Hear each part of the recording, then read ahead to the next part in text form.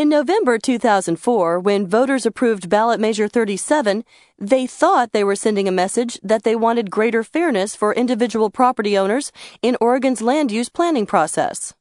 2 years later, Oregonians have become increasingly alarmed at the potential damage Measure 37 will have on our valuable farm and forest lands, neighborhoods, and our quality of life. A flood of last-minute Measure 37 claims overwhelmed local governments around the state. The number of claims and the amount of land potentially impacted is staggering. To date, over 7,000 claims have been filed on over 500,000 acres. Commenting on these developments, the Eugene Register-Guard wrote, "The floods of recent filings make it clear that the primary benefactors will be the large timber companies, real estate interests, and others who quietly bankroll the Measure 37 campaign with the aim of unlocking huge tracts of prime forest and farmlands for development." What's becoming clear is that all across Oregon, Measure 37 pits neighbor against neighbor, and those facing Measure 37 claims nearby are seeing their very livelihood threatened. Here are just a few examples. My concern for this forest is, and the rest of the tree farm, is fire. My neighbor has proposed and has filed a Measure 37 claim to develop his 848 acres into 848 one-acre home sites. If that were to happen, I am really concerned that fire will become just that much more of a problem for me. My practices that I do on the tree farm will impact those neighbors negatively as well. We do aerial applications of herbicides the first 2 years after a clear cut, which I know neighbors are not real excited about. Logging and forestry operations and rural residential areas don't make for the best mix of neighbors, in my opinion. Adjacent to this farm here, I do have already 3 claims totaling over 200 acres that are, at least at this time, currently 200 houses, more or less. Well, there's 2 ways it impacts operation. One is the short-term, more obvious things, such as the challenges of spraying and noise and conflicts with neighbors, their concerns directly. The second problem I have with that issue is the bigger one, which is the more important one long-term, and that is reinvestment in the business. We have orchards here, and if I want to replant, I have a long turnaround time on my investment. And what happens is that if I feel that the entire industry is being washed away by housing and that the burdens upon me to farm only get greater, the less likely I am going to do to reinvest in my property. And in a sense, if I don't reinvest, my farm is doomed to fail. Behind me is my living. These are my alpaca, and I breed and raise alpaca for fiber and for breeding stock. At this point, 3 of our neighbors have filed Measure 37 claims. Directly behind us, within 50 feet of our property line, is a proposed gravel quarry with a blasting site 50 feet off of our pasture that houses these animals. They're very gentle, sensitive animals, and any stress will reflect in their fiber quality in the form of wool breaks. So I have a lot of concern about their well-being, just because right up there on the hillside, they're going to be doing blasting, and there'll be bulldozers all day. We'll have the sound of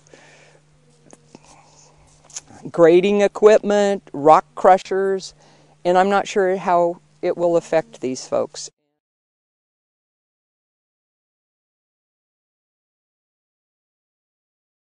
Eastlake is about 1,000 acres. It's nestled in the National Monument, Newberry National Caldera Monument.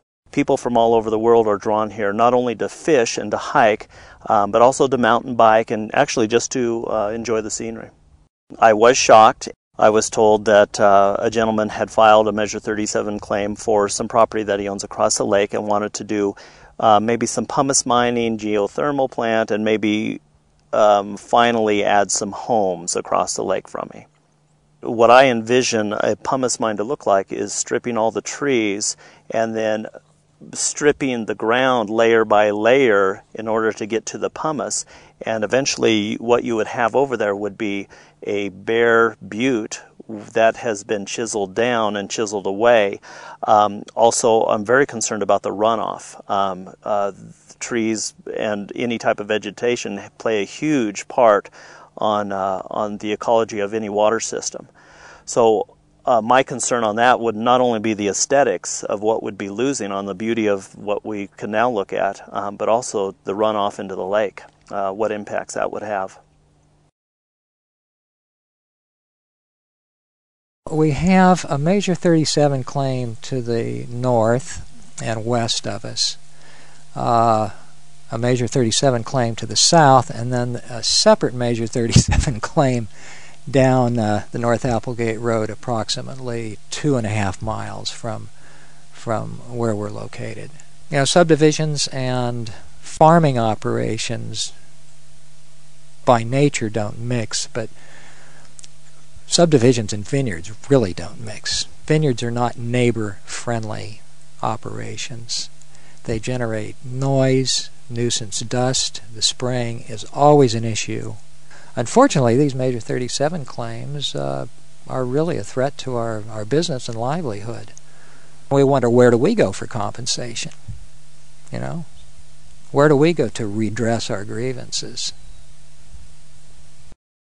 Many Oregonians have come to realize that what they thought they were voting for isn't what has come to pass, and they are looking to Oregon's legislature to provide the solutions. Well, I've told this to a lot of people that unfortunately I believe I voted for Measure 37. And I was probably like a lot of other people that either didn't take as much time as I should have to review the measure, or didn't possibly understand it as much. I did vote for 37 back when it was on the ballot, but like a lot of people, I was not voting for what it seems to have become.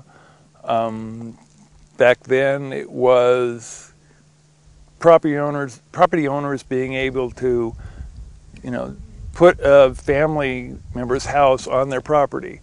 You know, they might have a son or daughter that wants to live on the great land, but they couldn't do it. So, you know, what my understanding was of 37 was that would be what was going to happen. It wasn't going to be you take a nice piece of property and subdivide it into, you know, 14 small little half-acre lots or whatever, without any regard to what it does to the surrounding environment or the neighbors or things like that. It never crossed my mind in considering Measure 37 when it was on the ballot that it would be an open door to creating a rural subdivision, for example, here in this area.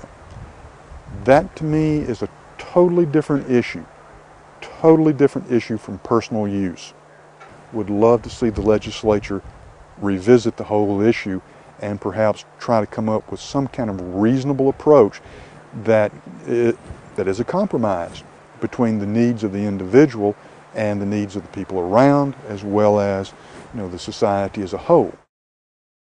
To find out more about how you can help fix Measure 37, visit our website at friends.org.